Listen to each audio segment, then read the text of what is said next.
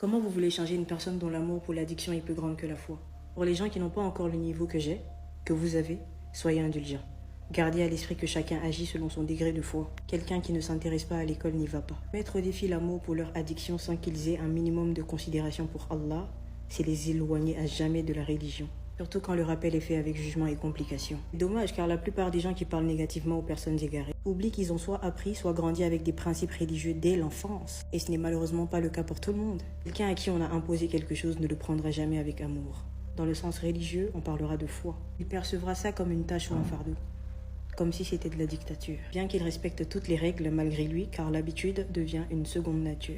Ce que vous ne savez pas, c'est que la majorité des jeunes essaient plus ou moins de s'intéresser à la religion. Les non-musulmans essaient de s'y intéresser également. Vous formez un lot selon vos apparences, vos préférences, et vous éloignez les autres comme s'ils étaient différents. Écrit dans le Coran? Non. Vous avez une facilité d'extraire l'autre comme s'il n'était pas les vôtres, et vous vous étonnez quand le monde, la jeunesse, s'égare et s'éloigne de plus en plus de la religion. Bon nombre de personnes veulent venir à l'islam sans peut-être le savoir, c'est vous qui les éloignez, croyez-moi. On apaise le cœur avant d'annoncer la nouvelle, qu'elle soit bonne ou mauvaise, c'est pareil pour les rappels. La façon de faire la dawa change toute la donne. Vous transformez automatiquement un juge face à la personne qui vous écoute, car bien qu'il soit écrit, le rappel en lui-même est mal fait. Comment vous voulez que les gens vous écoutent? Est-ce que vous savez que les vrais croyants ne sont pas sur Internet? À quel moment vous vous pensez différent des pécheurs alors qu'on pêche tous? Juste qu'on ne le fait pas de la même façon. Vous êtes bon dans certains domaines, vous êtes mauvais dans d'autres. Vous ne pouvez pas respecter toutes les règles. C'est pas possible. Quand vous comprendrez ça, vous apporterez de l'amour, au lieu de donner une mauvaise impression de la religion musulmane. Je crois qu'être musulman, c'est l'apparence et le comportement. C'est soit vous associez les deux, soit vous privilégiez le comportement. Ça sert à rien d'avoir l'apparence sans fondement. Associez croyance, sagesse et foi dans un premier temps, et regardez comment Allah est miséricordieux. Il transforme et il éloigne des vices qui veut et qui reconnaît qu'il a mal agi. C'est pour ça qu'on parle de miséricorde. Oubliez l'apparence des gens. Chargez-vous d'abord de leur cœur, de vos cœurs, et le changement suivra. Quelqu'un qui fait des doigts sera 1000 fois mieux que quelqu'un qui donne des ordres. Quelqu'un qui dit qu'Allah te facilite sera 1000 fois mieux que quelqu'un qui donne des ordres. Les ordres et le jugement appartiennent à Allah.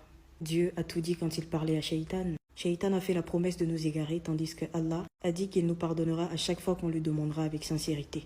L'islam, ce n'est pas difficile, mais difficile pour celui qui la complique. Bien qu'on ait des ongles, bien qu'on ait des mèches, bien qu'on ne remplisse pas toutes les conditions, quand on prend la décision de prier quand même, vous vous êtes déjà demandé pourquoi Shaitan nous empêchait avec une force incroyable de faire la salade? Parce qu'il a conscience de la miséricorde d'Allah mieux que nous, et vous qui vous pensez croyants que les autres. Il sait aussi que nous avons conscience de nos vices et que la prière a raffermi la foi. Et la foi, selon son degré, impacte le comportement. La prière, pour celui ou celle qui la pratique, lui retire carrément le bandeau des yeux. Les pécheurs, c'est qui selon vous? Un lot de personnes? Une nation? Un peuple? Oh que non. Les pécheurs, c'est nous. Bien qu'ils soient instruits, bien qu'ils soient voilés, nous péchons tous et toutes, peu importe l'apparence, la connaissance, la foi, au plus haut degré. Au plus haut degré. Gardez à l'esprit avec fermeté que tant que vous êtes croyant, vous êtes musulman. Nous ne serons jamais différents tant qu'Allah accorde sa miséricorde à tous et toutes, sans exception.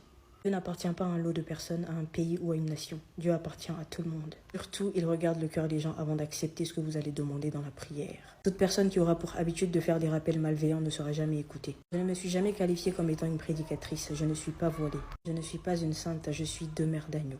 Jeune imparfaite à qui vous attribuez sagesse, respect et considération. Pourquoi? Parce que hormis ma foi, je respecte mes parents. Ça s'appelle la baraka. Ne vous étonnez pas de tout ce qui se passe autour de moi, car je ne me suis jamais éloignée de l'essentiel. Je me suis tout le temps qualifiée comme étant une motivatrice et rien d'autre. Motivation, développement personnel, lifestyle et fun, tel est mon contenu. Même dans ce que vous appelez impudicité, je suis au premier rang de la pudeur. Personne ne me dicte ce que je dois faire, j'ai déjà le comportement, je vous souhaite le comportement, associez-le à votre apparence. Et justement, cette apparence-là qui a attiré l'attention et c'est mon degré de foi qui m'a permis d'emmener plein de personnes à la prière, surtout la baraka. Pour rappel, on créait quoi à part la peur? C'était l'objectif? Je crois que non. Moi, j'ai atteint l'objectif. Vous savez pourquoi? Ils ont finalement compris qu'ils pouvaient déjà commencer avec le peu de connaissances qu'ils ont, plutôt que de croire qu'il faut d'abord apprendre avant de parler de Dieu, parce que c'est vous qui avez mis ça dans leur tête. J'ai juste privilégié l'utile, le nécessaire et l'important, pour ceux qui me demandent comment j'ai fait ça.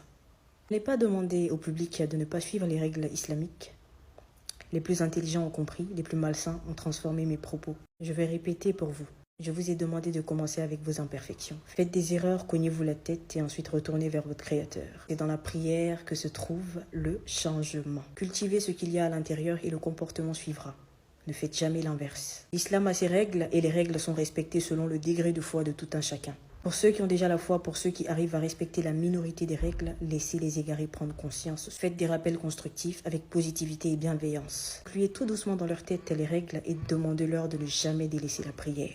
Faites ensuite confiance en votre Créateur, il se chargera du reste. Tel est le comportement d'un musulman. Si c'était à mon tour de juger, je me baserai sur les comportements que vous avez les uns envers les autres. Pensez-y et faites attention à vous. On se prend sur les deux.